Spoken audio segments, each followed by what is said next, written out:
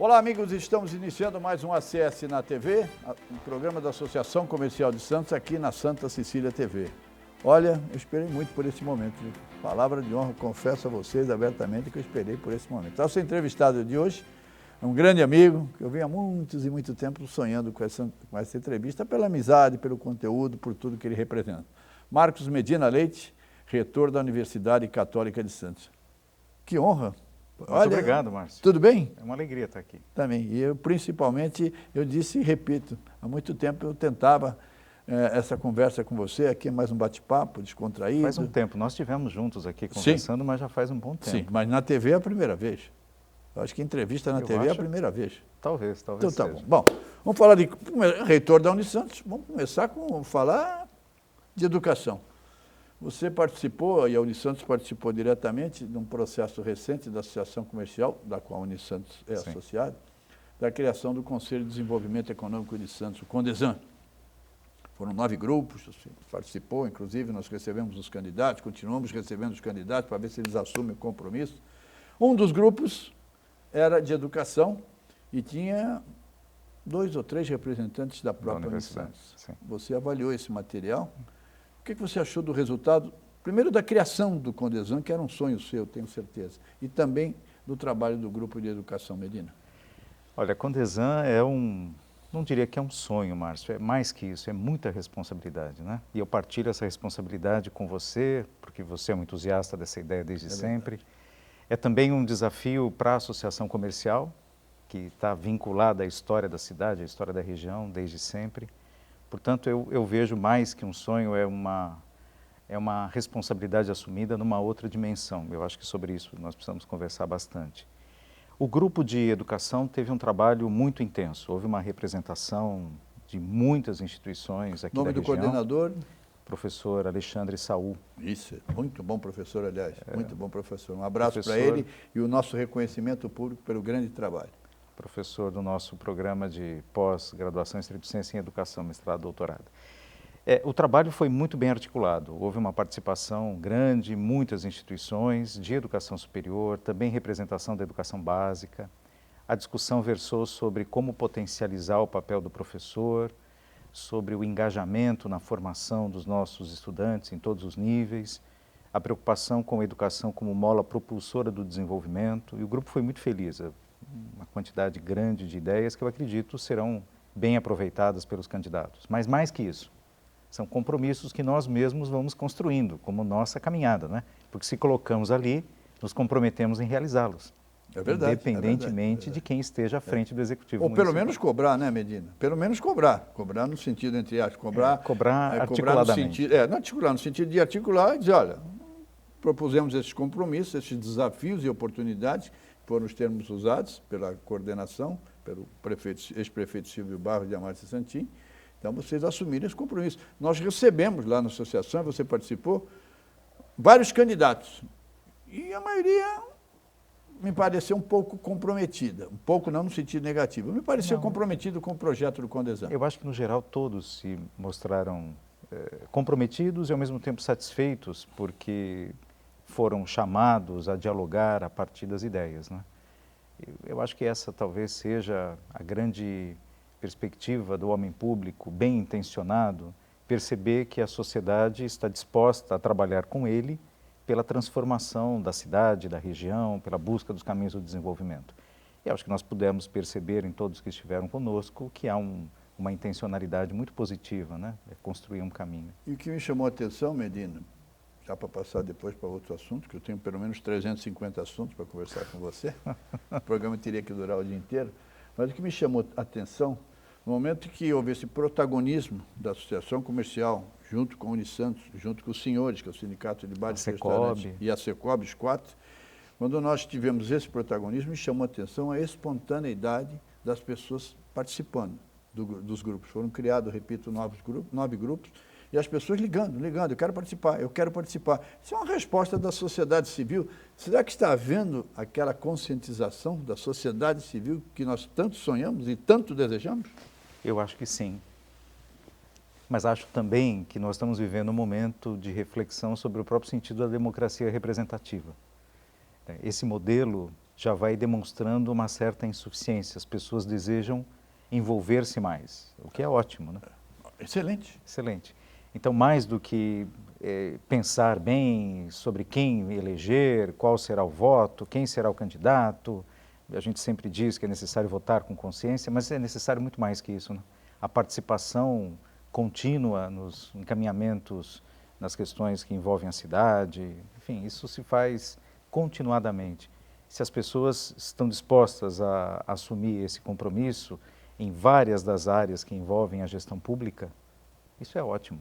Isso é muito bom, muito bom. Eu senti isso, fiquei muito feliz. E repito aqui, reitero aqui, foram muitas pessoas ligando. Posso participar? Posso participar? Grupo de desenvolvimento econômico, grupo de gestão, grupo de turismo, grupo de educação, grupo de saúde, grupo de segurança. Foram mais de 100 pessoas? 150? Mais de 100 pessoas, mais de 100 pessoas, mais de 100 pessoas. Espontaneamente? Espontaneamente, isso é que me chamou a atenção. Isso mostra, talvez, esse processo mais maduro de conscientização e a vontade de participar. Não deixar que o prefeito, tem toda a autoridade, é a maior autoridade administrativa da cidade, mas não deixar que ele governe sozinho, entre aspas, né? Claro.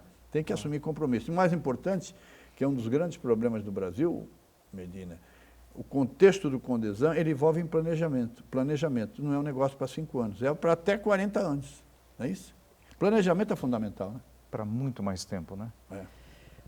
Olha, pensar a cidade para daqui a 40 anos, eu acho que aí a gente vence um modelo, Márcio.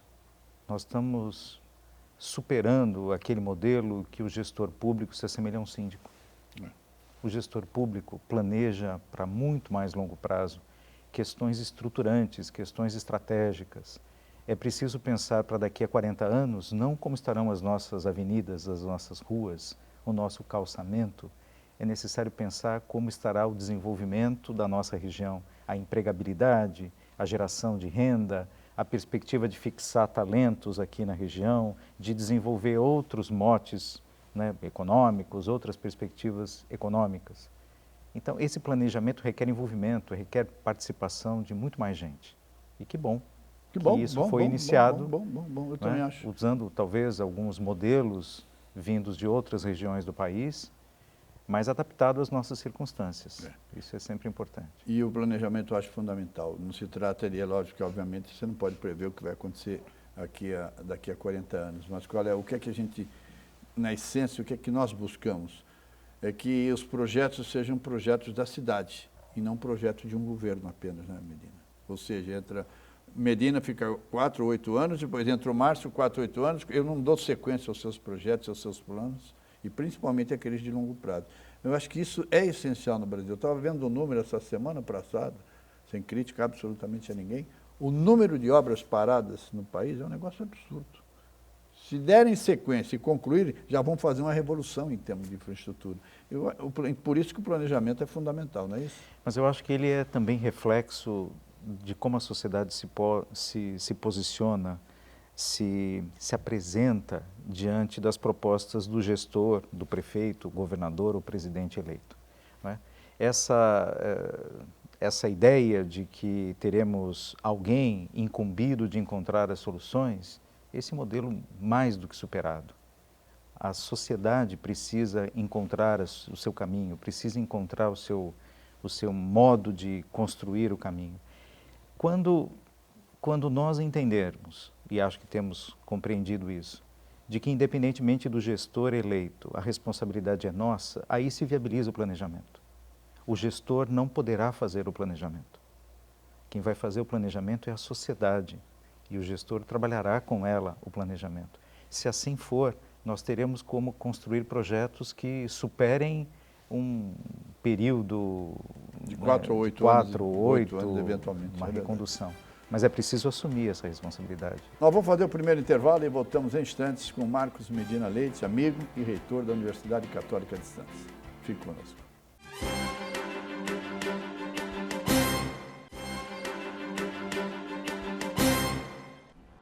Voltamos com o nosso ACS na TV, programa da Associação Comercial de Santos, aqui na Santa Cecília TV.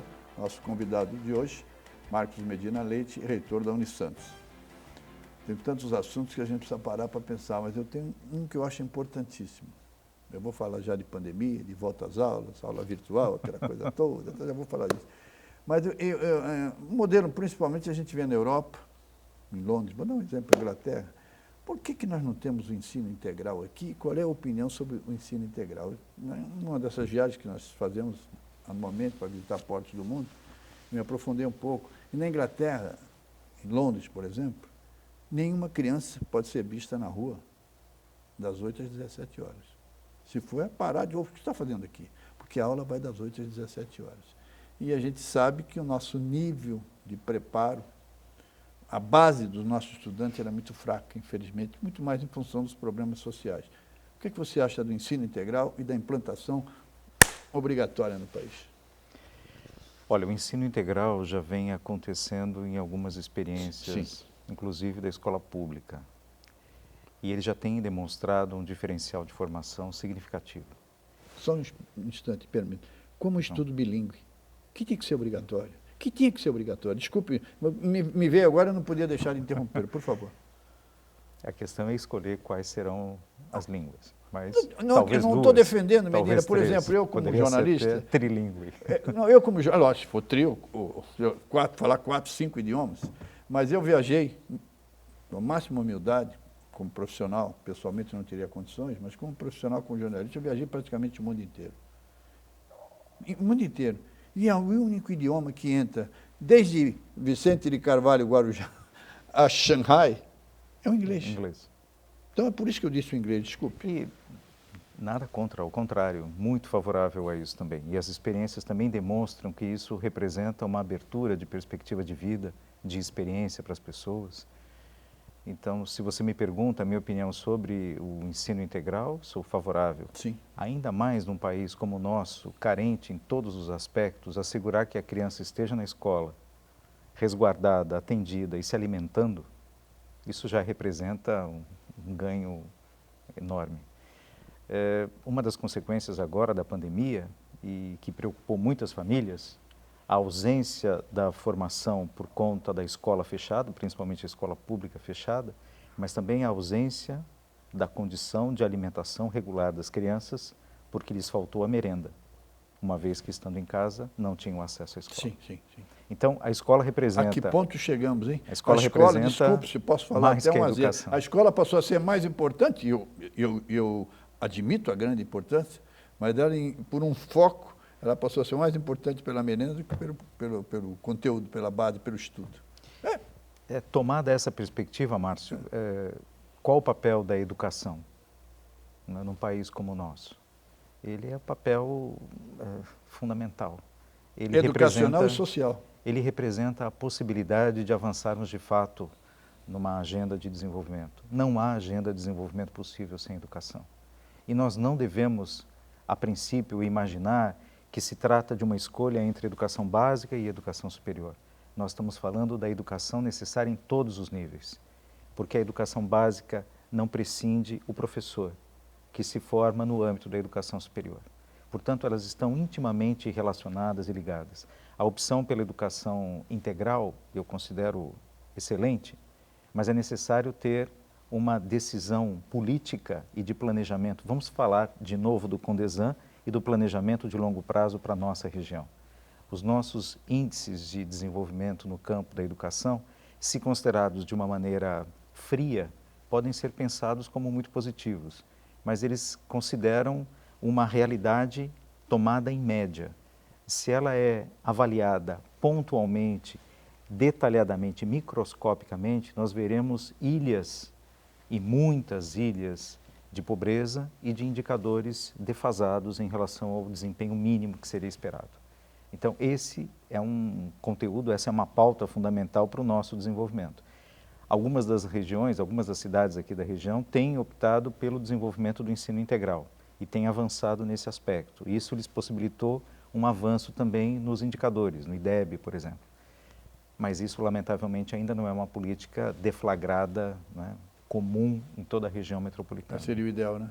Seria. Entrar, vai 15 para as 8, com refeição, com um cafezinho, 10, 10 e meia, um lanche, almoço e o estudo no período da tarde até 5 da tarde. 5 da tarde que vá para casa, ver desenho, porque por exemplo, faço porque as obrigações em 2 períodos você já praticamente fez. Seria O que ideal. se abre de possibilidade, não é, para desenvolver com a criança, Até com o prática de jovem. esporte, até a prática de esporte. Veja o modelo das universidades americanas. Quando não se tem o esporte como um esporte de competição, mas como parte do processo educacional, isso é fundamental para todos. Esse é o modelo americano. E, por razões familiares, eu acompanho muito essa linha das universidades americanas. Se você fala bem inglês, se você pratica bem o esporte, você automaticamente é convidado. Já tem oportunidades para Você vai jogar, você vai praticar seu esporte, vai defender a universidade viajando com tudo pago, com toda a infraestrutura. Mas no final do semestre, as notas. Não foi bem? Sai do esporte, perde bolsa e, se for o caso, vai de volta para o Brasil. Só para terminar esse bloco, que depois eu tenho um assunto importantíssimo que você vai adorar, mas vou fazer uma certa suspense, porque se viveu esse assunto intensamente. Nós estamos terminando o segundo bloco. Há uma resistência para a volta às aulas. Me reporto agora a informação que tive ontem das universidades americanas, que estão enviando e-mail para os seus alunos que estão em casa, dizendo o seguinte: próximo semestre, 2 presenciais, 3 virtuais durante a semana, ou simplesmente tudo virtual. Estão dando a opção de tudo virtual. Há uma resistência muito grande a esse retorno presencial, lá e aqui. E hoje cedo vi na Jovem Pan, nos dá o crédito, Brasil, Índia e Estados Unidos são os campeões em números de casos. Você é contra ou a favor da volta, digamos, acho que não sei esse ano, agora, não sei, bom, esse ano, ou o ano que vem, a aula presencial. Qual é a sua opinião? Contra ou a favor é muito maniqueísta. É um fla-flu aí. É um fla-flu, não pode se tratar esse assunto. Qual é a sua posição sobre isso? Desculpe. É impossível que alguém, no tempo presente, se desenvolva sem usar todas as estratégias viáveis de acesso à informação e ao seu processo educacional. Portanto, o uso da tecnologia não deveria ser uma alternativa à atuação presencial, mas ele deve conviver com a atuação presencial. Nós temos que ter as 2 modalidades. A formação, hoje, não prescinde mais de uma ou outra. As 2 são fundamentais. Retornar depende de uma condição de saúde pública. Nós, na verdade, somos reféns de um processo avaliado por outra instância, que é a instância do gestor de saúde. Existe condição de assegurar um retorno seguro? Em alguma medida. Segurança absoluta não existe, porque toda convivência social, não é, cria a oportunidade para que, enfim, haja contatos, e isso pode suscitar algum tipo de transmissão, e não estamos falando necessariamente da Covid-19, nós podemos falar de tantas outras doenças. Até acho que nós tínhamos que conversar sobre outros aspectos, né? Este país que está discutindo... Mas nós vamos fazer outro programa, pode deixar, mas vamos marcar. Esse país que está discutindo se volta ou se não volta é aquele no qual o sarampo já decidiu que voltou. É verdade. E olha que por que o sarampo voltou? Porque parte da nossa população decidiu que é desnecessário vacinar-se. Então, o posicionamento diante das alternativas que são apresentadas à população refletem também nas consequências que advêm das decisões tomadas. Se uma parte de nós não se vacina, todos nós passamos a correr um risco diferente. Se alguns de nós não nos protegemos, é claro que criamos para os demais um risco potencial também de que ele se veja, né, infringido por algum mal ou alguma doença. Essa questão que envolve o retorno às aulas dialoga com esse desafio. Dizer que sou favorável, não podia encostar aqui, não há problema. Dizer que não seja favorável ao retorno, eu não estaria sendo sincero. Eu sou muito favorável. A diferença é brutal entre o presencial e o virtual. E porque e não se trata, Márcio, não se trata de dizer que o presencial é melhor que o virtual. Não se trata disso. Se trata de assegurar que a pessoa possa ser educada na integralidade. E o contato interpessoal nos educa para além da objetividade de determinado conteúdo assegurado pela via digital. né? A interação entre as pessoas educa para muito além do conteudismo que se espera de uma disciplina ou que se espera de uma matéria na educação básica. A convivência social ensina regras, não é, de respeito, de aceitação, de tolerância, de exercício da diferença, e isso é muito fundamental para todos os níveis, inclusive na educação superior. Nós vamos fazer o segundo e último intervalo da nossa conversa com Marcos Medina Leite e voltamos, e no retorno eu vou provocá-lo.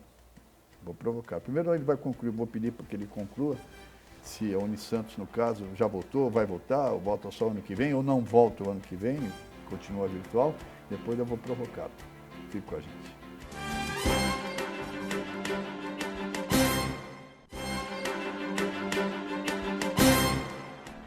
Mais uma vez, voltamos com o nosso Acesso da TV, programa da Associação Comercial de Santos, aqui na Santa Cecília TV. Nosso entrevistado, Marcos Medina Leite, reitor da Unisantos, Universidade Católica de Santos. Estava no último bloco, no final do último bloco, você estava contextualizando, né? Volta, não volta, presencial, virtual. Na Unisantos especificamente, Medina, como está o momento? Ainda está só virtual, já tem algumas atividades presenciais? Volta, digamos, totalmente esse ano presencial, ou só o ano que vem no primeiro semestre, ou nem no primeiro semestre? Em função do que a gente não sabe o que vai acontecer, né? Não sabemos, mas como você bem lembrou no bloco anterior, o planejamento é fundamental. Sim, lógico. Pode ser necessário, o planejamento não é aquilo que vai acontecer, mas o planejamento é aquilo que nos prepara para as possibilidades, né? Tem que ser um planejamento amplo, né? E, portanto, né, nós temos que antecipar possibilidades e, em função delas, trabalhar. Nós já retornamos parcialmente. Nós já temos atividades sendo desenvolvidas no campo laboratorial, sim, na área de saúde. Sim. Os cursos de saúde são fundamentais, inclusive, para o enfrentamento do problema que nós, sim, estamos vivendo. Sim. Então, essas atividades já retornaram. Nós estamos nos preparando para retornar completamente, presencialmente, no início do ano de 2021. Perfeito. Essa é a nossa perspectiva. E o nosso planejamento já foi traçado nessa linha. Então agora, digamos, está acontecendo um retorno parcial em algumas áreas. Exatamente. Com toda a cautela, obviamente. Obviamente. Protocolos, na verdade, são somados. Os protocolos do município, do Estado, da União e o da instituição. Temos 4 níveis de protocolo. Eu não vou entrar em detalhes, até por questões éticas, mas eu vi sábado, eu vi uma cena, foi num determinado lugar, mais de 100 pessoas. Música, bebida. Meu Deus. E eu acho que mais de 100, e ninguém. Eu parei, chamei meu irmão que estava comigo, veja se tem alguém com máscara. Meu Deus do céu, que irresponsabilidade. Não precisa comentar, que irresponsabilidade. E eu digo isso com autoridade, e não faço isso com satisfação, porque eu sei o que eu passei, de quem teve o Covid. Eu peguei. Eu sei o que eu sofri, não tive falta de ar, não fui para a UTI, mas fiquei 5 dias no hospital. Eu sei o que eu passei, mesmo não tendo ido para a UTI.